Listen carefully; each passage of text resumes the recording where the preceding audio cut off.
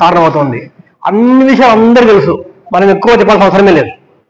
చూడండి, ఒక చిన్న కవర్లో ఒక సాంబార్ తీసుకొచ్చామనుకోండి, ఎంత డేంజర్ తెలుసా మీకు? అది సాంబార్ కానీ రసం ఎంత వేడిగా ఉంటాయి. ఆ ప్లాస్టిక్ కవర్ అనేది క్లోరోఫ్లోరోకార్బన్తో తయారవుతుంది. అవన్నీ చాలా విషంతో కూడినటువంటి పదార్థాలు. అది ఏ ప్లాస్టిక్ కవర్ చూడండి, అది విష పదార్థమే. అటువంటి వాటిని ప్యాక్ చేయిస్తారు, అది మనం తాగుతాం, తింటాం. ఆ తర్వాత బాడీలో నిదానంగా బాడీలో కొంచెం పార్టికల్స్ మిగిలిపోతూ ఉంటాయి.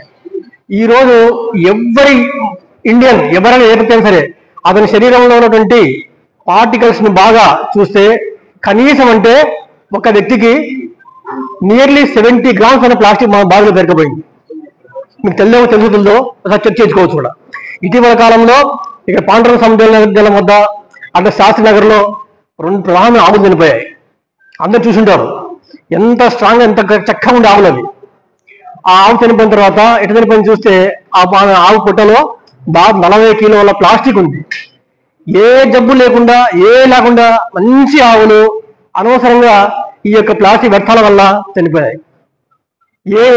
ఆకలి చనిపోలే, ఇంకా వేరే కారణం చనిపోలే, జబ్బులు చనిపోలే, ఏం కాదు. ఆవులు చనిపోయాలంటే ఎంత ప్రమాదకరం. మన యొక్క దేశానికి కావచ్చు, మన రాష్ట్రానికి కావచ్చు, ప్రజలకు కావచ్చు, ఆవులు అనేది ఎంతో ఉపయోగం. ఇటువంటి పరిస్థితి అన్నిటి జరుగుతూ ఉంటుంది. 120 మీటర్ల కంటే ఎక్కువగా ఉన్నటువంటి ప్లాస్టిక్ విపరీతమైన కాలుష్యాన్ని ఏర్పాటు చేస్తుంది. అది భూమిలో ఇంకనికి 16 కోట్ల సంవత్సరాలు పడుతుంది. 16 సంవత్సరాలు కాదు, 16 కోట్ల సంవత్సరాలు భూమిలో కలిసిపోయేందుకు. ఇది సాధ్యమయ్యేదనా? అది ఆలోచించండి. ప్రతిరోజు భారతదేశంలో 2000 ట్రక్కులు, 2000 టన్నులు కాదు, 2000 ట్రక్కులు ప్లాస్టిక్ వివిధ రూపంలో, కాలువల రూపంలో, నదుల రూపంలో, సరస్సుల రూపంలో సముద్రాలకు వస్తున్నాయి. విపరీతమైన కాలుష్యానికి దారితీస్తున్నాయి. ఈ కారణం వల్ల అనేక రకాలైనటువంటి యాసిడ్ రైన్స్ కావచ్చు, ఇంకా రావచ్చు, లేనిపోని జబ్బులకంతా కూడా కారణమవుతున్నాయి. ఏ జబ్బు చూసినా కానీ టాబ్లెట్లకు లొంగడమే లేదు.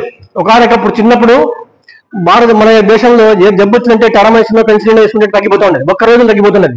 ఈ రోజు జ్వరం వస్తే వారం రోజులు, 10 రోజులు, 4 రోజులు తగ్గడం లేదు. జలుబు వస్తే 4 రోజులు తగ్గడం లేదు. ఏ చిన్న జబ్బు వచ్చినా కానీ తగ్గడం లేదు. కారణం ఏంటంటే భయంకరమైనటువంటి రోగ నిరోధక శక్తి బాడీలో తగ్గిపోవడం, విపరీతం తగ్గిపోతుంది. దీనికి ప్రధానమైన కారణం ప్లాస్టికే, బాగా గుర్తుపెట్టుకోండి. ఇట్లా ఒక్కటని చెప్పలేము, అన్ని రకాలుగా చిన్న విషయాలతో తగ్గించుకుంటూ వస్తే ఆ ప్లాస్టిక్ ప్రత్యామ్నాయం చాలా రకాలు ట్రై చేస్తున్నారు. దాదాపు ఈ యొక్క యుద్ధం చేపట్టి 30-40 సంవత్సరాలు అవుతుంది. ఎవరో వీళ్ళు చెప్తున్నట్లే ప్లాస్టిక్ వినియోగించదులే, అట్లా ఇట్లా అని చెప్పడానికి లేదు. ప్రపంచ ప్రసిద్ధిగాంచిన సంస్థ ఐక్యరాజ్య సమితి డిసైడ్ చేస్తున్నమాట ప్లాస్టిక్ మహా డేంజరస్, ప్లాస్టిక్ ఇది వెరీ డేంజరస్ అని. ఆటం బాంబ్ అనేది ఒక్కసారి చంపుతుంది, ఒక్క పరిధికే పరిమితం అవుతుంది. ఈ ప్లాస్టిక్ అనేది తరతరాలు చంపుతూ ఉంటుంది. ఎన్ని ఏళ్ళైనా, ఎన్ని యుగాలైనా అందరూ చంపుతూనే ఉంటుంది. దయచేసి ఆ విషయం బాగా అర్థం చేసుకోవాలి. అందరి విజ్ఞానవంతులే, కానీ మనం చేయడంలో చిన్న తప్పుల వల్ల అనేక రకాలైన ఇబ్బందులు మనకు గురవుతున్నాం. అందువల్ల దయచేసి, ఎందుకంటే ప్లాస్టిక్ పూర్తి స్థాయిలో మనము అది ముగింపు దశకు రాకపోతున్నామంటే ప్రత్యామ్నాయం లేదు. ప్లాస్టిక్ కి ప్రత్యామ్నాయం అనేది ఇప్పుడు అయ్యేది కాదు, దానికి టైం పడుతుంది గ్యారంటీగా. అయితే వినియోగం తగ్గించాలా. అటువంటి మనం ఏం పెంచుతాం రోజుకు. ఒకనప్పుడు వాటర్ అంటే గ్లాసులు ఇచ్చేవాళ్ళు. ఇటీవల కాలంలో ప్రతి చోట వాటర్ బాటిల్, ఎటు చూస్తే వాటర్ బాటిల్, మీటింగ్ పెట్టామంటే వాటర్ బాటిల్, పై పెట్టామంటే వాటర్ బాటిల్, ఇంట్లో చూస్తే వాటర్ బాటిల్. ఎంత డేంజరస్. ఒక వాటర్ బాటిల్లో కనీసం అంటే మనం ఇంట్లో ఫ్రిడ్జ్ పెట్టుకుంటుంటాం. 21 డేస్ తర్వాత ఆ యొక్క వాటర్ బాటిల్లో ఉన్నటువంటి ఒక లైట్ తెలియకుండానే మనకు కనిపించకుండానే కరిగిపోతూ ఉంటుంది. అది వాటర్ వస్తుంది 21 డేస్. ఆ వాటర్ బాటిల్ తయారైంది ఎప్పుడు ఇందులో ఉండిందో అవన్నీ మనకు తెలియదు, అది మనకు కనిపించదు. అది కూడా ఒక విష పదార్థం మగుతూ ఉంటుంది. మనం మాత్రం ఎప్పుడు తీసుకుపోయి ఫ్రిడ్జ్లో పెట్టుకొని ఎక్కువ మంచి డిగ్నిటీగా ఉండాలని చెప్పేసి వాటర్ బాటిల్ తాగడం మొదలుపెట్టాం. అందరూ కూడా పూర్వకాలంలో వచ్చినటువంటి వాటర్ బాటిల్ డిసీజెస్ వల్ల పెద్ద ఇబ్బంది పడలేదు. ఇప్పుడు వాటర్ తాగినామంటే దెబ్బలు, వాతావరణం మాత్రం దెబ్బలు వచ్చేస్తున్నాయి. కారణం ఏంటంటే విపరీతమైనటువంటి పొల్యూషన్. చిన్నప్పుడు అయితే కుండ నీళ్లు తాగేవాళ్ళం, బావులకి వెళ్ళి నీళ్లు తోడుకునే వాళ్ళం, తెచ్చి ఇంట్లో వేసుకునే వాళ్ళం. ఇంకా కాలుష్యం పొంది కోసం వాటర్ ఆ యొక్క కుండలో చిన్న గింజ అభివృద్ధి చేసేవాళ్ళం, మంచి పరిశుభ్రమైన వాటర్ తాగేవాళ్ళం. ఇప్పుడు అన్నీ వెళ్ళిపోతా ఉన్నాయి, రోజు అంటే కరిగిపోతా ఉంది.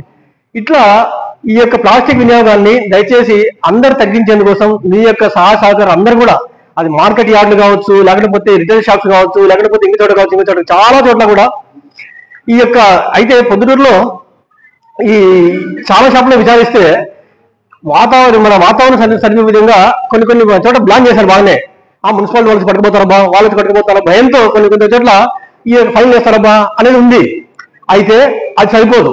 ఇది ఒక ఉద్యమంలాగా అన్ని చోట్ల అన్ని రకాలుగా ఈ యొక్క ప్లాస్టిక్ వినియోగం మానేస్తేనా ఖచ్చితంగా మన యొక్క డ్రైనేజ్ కావచ్చు, ఇంకేమైనా కావచ్చు పరిశుభ్రంగా మారే అవకాశం ఉంది.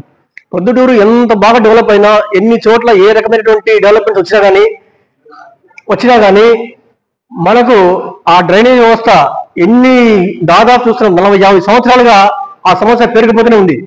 అసలు ఒక కన్క్లూజన్ రాలేకపోతున్నారు. ఏం చేస్తే బాగుంటుంది అండి. ఎంత కష్టపడినా కానీ వేలు లక్షలు కోట్లు ఖర్చు పెడుతున్నారు. అందరూ సహజ ప్రయత్నిస్తున్నారు, కానీ కుదరడం లేదు. కారణం ఏంటంటే ఆ డ్రైనేజ్ వ్యవస్థలో విపరీతంగా పెరిగిపోవడం. ఈ రోజు ఎంతలో క్లీన్ చేయండి, విత్ ఇన్ 2-3 రోజులకు మళ్ళీ మొత్తం పెరిగిపోతా ఉంది. కారణం విపరీతమైనటువంటి యూసేజెస్ అంతా కూడా. ఈ కారణంగా ఇవంతా కూడా రిఫ్లెక్షన్ మన మీద వస్తుంది. దయచేసి అందరూ అర్థం చేసుకుంటారని అనుకుంటున్నాను.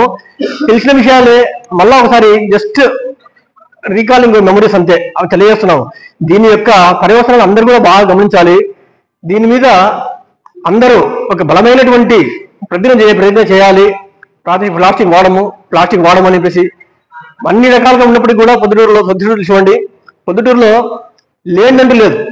ఇంకా చెప్పాలంటే ఇంకా ఎన్నో చెట్లకు లేని మన పొద్దుటూరు గర్వకారణం చెప్పొచ్చు. ఇప్పుడు స్టాండర్డ్ చార్టెడ్ బ్యాంక్ ఉంది ఒకటి, చూసారు కదా గాంధీ ఉండేది స్టాండర్డ్ చార్టెడ్ బ్యాంక్ అనేది. ఆ బ్యాంక్ ఏపీలో ఎక్కడ లేదు, విజయవాడ లేదు, విశాఖపట్నం లేదు, మన యొక్క తిరుపతి లేదు, ఎక్కడ లేదు అసలు. అటువంటిది మన చోట మాత్రం ఉంది. కారణం ఏంటి? పొద్దుటూరులో అంత పొటెన్షియాలిటీ ఉంది, పొద్దుటూరులో అంత వ్యాపారం ఉంది, పొద్దుటూరులో అంతమంది ధనవంతులు బతుకుతున్నారు. ఇక్కడ మా బ్రాంచ్ పెట్టామంటే బ్రహ్మాండ డెవలప్ అవుతుందని చెప్పేసి వాళ్ళు పెట్టారు. ఒకసారి ఆ బ్యాంకులో ట్రాన్సాక్షన్ జరగాలంటే 100,000 కుదరదు, మినిమం 25,000 అన్నమాట. బ్యాంకులో డబ్బు వేసినా బ్యాంక్ డబ్బు తీసుకున్న 5,000 తక్కువ ఉంటే ఒప్పుకోరన్నమాట. చాలా సిన్సియర్, చాలా పవర్ఫుల్ బ్యాంక్స్, ఎక్కడ పెట్టేటువంటి బ్యాంకులు చాలా బాగా రీసెర్చ్ చేసి అటు పెడతారు. అది మన గర్వకారణం అటువంటివన్నీ కూడా. అటువంటి పొద్దుటూరు సిరిపురి అంటున్నారు అందరూ కూడా. ఎప్పుడు కూడా పొద్దుటూరుని సిరిపురి అంటుంటారు. పొద్దుటూరులో అంత బలమైనటువంటి రోజు 180 కిలోల బంగారు పొద్దుటూరులో సేల్స్ అవుతుందంట. పొద్దుటూరులో దాదాపు 570 కిలోల వెండి సేల్స్ అవుతుందంట. దాదాపు ఈ రకమైనటువంటి వాతావరణం చుట్టుపక్కల ఏ నగరానికి కూడా లేదు. అంత క్రెడిబిలిటీ ఉన్నటువంటి మన పొద్దుటూరు. ఏ రకంగా చూసినా కానీ సెకండ్ బాంబే అంటారు, ఎన్ని రకాలుగా అన్నివ్వండి, అన్ని రకాల కాటన్ బిజినెస్ కావచ్చు, పెట్రోల్ బిజినెస్ కావచ్చు, రైస్ బిజినెస్ కావచ్చు, గోల్డ్ బిజినెస్ కావచ్చు, ఇంకా రియాలిటీ కావచ్చు, అన్ని రకాలు కూడా పొద్దుటూరు అంతా గొప్పదనమాట. మన యొక్క పేరుని ఎప్పుడు కూడా కాపాడుకోవాలి. పొద్దుటూరు అన్న పొద్దుటూరులో పుట్టిన వాళ్ళం, పొద్దుటూరు పెట్టిన వాళ్ళం, పొద్దుటూరులో ఉన్న వాళ్ళం, అన్నిటికీ బాగున్న వాళ్ళం, బాగా తెలిసిన వాళ్ళం. మనము కేవలం ఒక్క విషయాన్ని, పెద్దలు చెప్పిన విషయాన్ని మనం ఆచరణలో పెడితే మనం మంచి వాళ్ళం అవుతాం. ఫర్ ఎగ్జాంపుల్ చూడండి, కొన్ని ఎగ్జాంపుల్ చెప్తున్నాను, దయచేసి వినండి.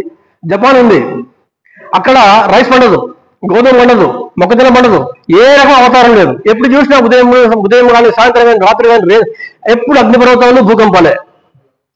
అటువంటి చోట బడి పండుకున్న, గోధుమ పండుకున్న అక్కడ ఆహార సమస్య లేదు. అక్కడ ఏ రకమైనటువంటి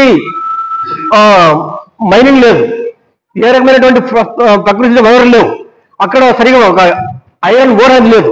మన దగ్గర టన్ను 5,000 రూపాయలతో వాళ్ళు కొని అదే ఇండియాకు వేరే రూపంలో ఇండియాకే టన్ను 45,000తో మొత్తం వివిధ రకాల పార్ట్స్ తయారు చేసి ఇండియాకి అమ్ముతారు. కేవలం టెక్నాలజీనే.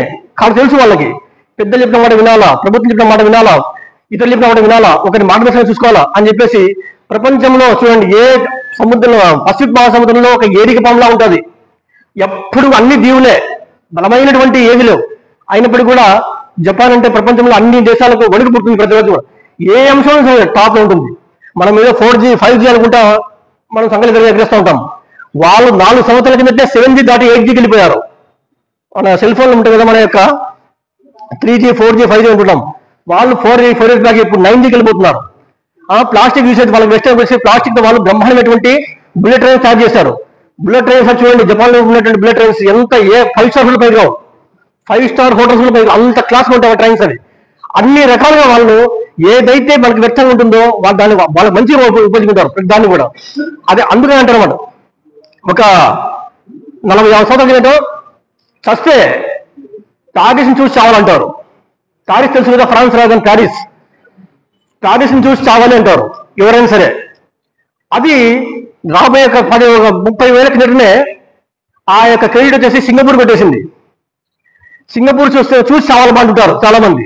కారణం ఏంటంటే ఆ యొక్క డామినేషన్ అది పూర్తి స్థాయిలో చేసింది అన్నమాట. అక్కడ ప్లాస్టిక్ వినియోగం లేదు, క్లీనింగ్ అనేది కళ్ళకు చదివిపోయే విధంగా మొత్తం రోడ్లు కావచ్చు, ఇటు పరిసరాలు కావచ్చు, ఏదైనా సరే క్లీనింగ్ అంతా ప్రాముఖ్యత. మీరు కూడా సర్చ్ చేయొచ్చు లాగా క్లీనింగ్ ఆఫ్ సింగపూర్ సిటీ అని చెప్పి కొట్టండి, ఎంత క్లీనింగ్ వస్తుంది చూడండి. అదేవిధంగా ఇప్పుడు అదే స్థానాన్ని ఇప్పుడు ప్యారిస్ వెళ్ళిపోయింది, సింగపూర్ వెళ్ళిపోయింది. ప్రజెంట్ వచ్చేసి ఇప్పుడు ఈ కాలంలో ఆ స్థానాన్ని దుబాయ్ ఆక్రమించింది. దుబాయ్లో అంత ఎడారి ప్రాంతం, అది దాదాపు 70 to 75% భూభాగం అంతా ఎడారులే. ఎక్కడ ఖర్జూరం తప్పిస్తే ఎక్కువ పంటలు పండవాడ. అటువంటిది ఈరోజు దుబాయ్ బ్రహ్మాండమైన సిటీ, ఇంటర్నేషనల్ లెవెల్లో బాగా ఫోకస్ అయిన కంట్రీ. అక్కడ వీళ్ళు ప్లాస్టిక్ వినియోగం లేదు, పెద్ద చదువుకునే వ్యక్తులు లేరు, పెద్ద సైంటిస్టులు లేరు, అనేక రకాలైనటువంటి ఫ్యాక్టరీస్ లేవు అక్కడ. చాలా గొప్ప డెవలప్ అయిన కంట్రీ కాదు, కానీ ప్రపంచాన్ని తన దృష్టి బ్రహ్మాండంగా ఆకర్షిస్తున్న పెద్ద కంట్రీస్ లో దుబాయ్ ఒకటి. ఎందుకు? వాళ్ళు కట్టిన 230 అంతస్తున్నటువంటి బుర్జ్ ఖలీఫాను చూడాలంటే 15,000 రూపాయలు టికెట్. అలా బుర్జ్ ఖలీఫా అనేది బ్రహ్మాండంగా కట్టడం అలా. అక్కడ నీట్నెస్ కానీ ఆ కట్టడం చూసామంటే మన కళ్ళు చెదిపోతే చూడండి ఒకసారి. అది కూడా నెట్లో సెర్చ్ చేసుకోవడం, అది కూడా వెంటనే మీకు టికెట్ దొరకవు. వెళ్ళాలంటే దాన్ని ఆన్లైన్ బుక్ చేసుకోవాలా, ఎంతో కష్టం. ఎంత ఇన్కమ్ వస్తుందంటే దుబాయ్కి ఆ దేశం ఊహించారు అనమాట. అందరూ అనుకుంటా ఉంటారు ఇది అరబ్ కంట్రీస్, పెట్రోల్ మీద డిపెండ్ అయినా, పెట్రోల్ బాగా ఉపయోగపడుతుంది అనుకుంటా ఉంటారు. కానీ వాళ్ళు చాలా ముందు చూపుతూ ఆలోచన చేసి రాబోయే రోజుల్లో పెట్రోల్ ప్రత్యామ్నాయంగా ఎన్నో రకాలైనటువంటి రాబోతున్నాయి. అందువల్ల 6 మంది దేవుని ఇబ్బంది అంటామనేసి వాళ్ళు వేరే రంగాలపై వాళ్ళ దృష్టిని సాధించి ఆ దేశాన్ని డెవలప్ చేసుకుంటున్నారు. కారణం ఏంటంటే వాళ్ళు కూడా పెద్ద పెద్ద సంస్థలు, ఐక్యరాజ్య సమితి, గొప్ప గొప్ప ఇన్స్టిట్యూషన్స్ అన్ని కూడా చెప్పే విషయాన్ని వాళ్ళు ముందే గ్రహించడం, చెప్పిన మాట వినడం, కారణాలు తెలుసుకోవడం, ఇబ్బందులను గమనించడం, భవిష్యత్తును అంచనా వేయడం, ఇవన్నీ చేస్తున్నారు. కాబట్టి ఈ రోజు ఎక్కడ లేని సంపదంతా కూడా వాళ్ళు తీసుకుంటున్నారు. చెప్తున్నారు కదా, ఆ దుబాయ్ రాజుకు చదువు రాదు, ఆయనకి 7th క్లాస్ ఫెయిల్ అయిపోయినాం, కానీ అతని మైండ్ మాత్రం ఎప్పుడు ఆలోచన ఉంటుంది అనమాట. అది చేస్తే బాగుంటుంది, ఇది చేస్తే బాగుంటుంది, ఇది చేస్తే బాగుంటుంది, బాగుంటుందని అందరు కూడా మంచి కాబట్టి చేర్చుకుంటున్నారు. ఇప్పుడు వాళ్ళు కూడా బ్రహ్మాండంగా ఆ యొక్క ప్లాస్టిక్ నిరోధిస్తే చాలా మీద అంటున్నారు. మనం ఇప్పుడు ఫర్ ఎగ్జాంపుల్ తిరుమలకి వెళ్ళామంటే ఆ యొక్క వాటర్ బాటిల్స్ అన్ని కూడా అన్బ్రోకబుల్ గ్లాసెస్ అనమాట, కింద పడి పగలు అనమాట. అటువంటి గ్లాసెస్ తయారు చేస్తారు. అంటే కొంచెం తిరుమల కాబట్టి, కొంచెం సౌండ్ ఏరియా కాబట్టి, కొంచెం వాళ్ళకి రకరకాల ఆర్థిక వనరులు బాగుంటాయి కాబట్టి చేసినారు కాబట్టి ఉంటుంది. కానీ మనం కూడా ఆ లెవెల్కి మారిపోవాలా. ఫర్ ఎగ్జాంపుల్ పొద్దుటూరు నుండి కడపకు టికెట్ 500 చేశారు, టికెట్ 500 చేశారు. మీరు నడుచుకుంటూ పోతారా? నడుచుకుంటూ పోరు కదా. అట్లా ఏదైనా సరే కొన్ని తప్పని పరిస్థితుల్లో మనకు మంచి జరిగే విషయాల్లో మనం కొన్ని వాటికి మనం జాగ్రత్తగా త్యాగాలు చేయాల్సి వస్తుంది. మన మంచి కోసమే ఎన్నో రకాలైనటువంటి ఆరోగ్య సమస్యలు వస్తున్నాయని బాగా చెప్పి ఆ యొక్క ఉన్నత స్థాయిలో వ్యక్తులు కావచ్చు, సంస్థలు కావచ్చు, దీన్ని ఎరాడికేషన్ చేయాలా అనే ఉద్దేశంతో ఉన్నాయి. కాబట్టి మనం వాళ్ళ యొక్క విషయాలని గమనించుకొని ఈ దీంట్లో వాస్తవాలను గమనించి మనం చేసామంటే మనము, మన కుటుంబాలు, మన భావి తరాలు అందరూ కూడా సుఖమైన జీవితానికి అలవాటు పడే అవకాశం ఉంది. ఎవరి మీద అవసరం లేదు. మీ కమిషనర్ గారికి అవసరం ఉంది ఆ యొక్క ప్లాస్టిక్ వాళ్ళ దగ్గర ఫైన్ అయ్యకి తెలుసు కాబట్టి, దాని యొక్క ఉపయోగం తెలుసు కాబట్టి ఆ రకమైనటువంటి పెనాల్టీస్ ఇంపోజ్ చేస్తేనే మనం కొంచెం మారుతారు అనే ఉద్దేశం తప్పిస్తే వాళ్ళ మీద భారం పెట్టాలని కాదు, వాళ్ళ ఇబ్బంది పెట్టాలని కాదు. అదేవిధంగా ఎన్నో రకాలైనటువంటి ప్రత్యామ్నాయాలు వెతుకుంటా ఉండాలి. రోజుకు వెతుకుంటా ఉంటే మనకు ఐడియాలు వస్తాయి. ఆలోచన పరిధి పెరిగితే మనం ఖచ్చితంగా మారడానికి అవకాశం ఉంటుంది. మనం మారకపోతే వేరే వాళ్ళు మారమని చెప్పలేము. అందువల్ల దయచేసి ఈ యొక్క విషయాన్ని మన పొద్దుటూరులో ఉన్నటువంటి ఈ యొక్క చెడ్డ పేరుని అందరూ కూడా తొలగిస్తారని, తిరిగి పొద్దుటూరికి పోలిగన ఆలోచిస్తారు. ఎవరన్నా అక్కడ అంత నీట్నెస్ ఉండడమేంది, ఇక్కడ నీట్నెస్ లేకపోవడం ఏంది? 100 సంవత్సరాలకి మొత్తం పొద్దుటూరు మున్సిపాలిటీ ఏర్పడి ఇంతవరకు కూడా చెత్తను సరిగా ఒకటిగా చేతిని సిద్ధపడుతుంటారు, ఎప్పుడు రోడ్డు మీద వేస్తుంటారు.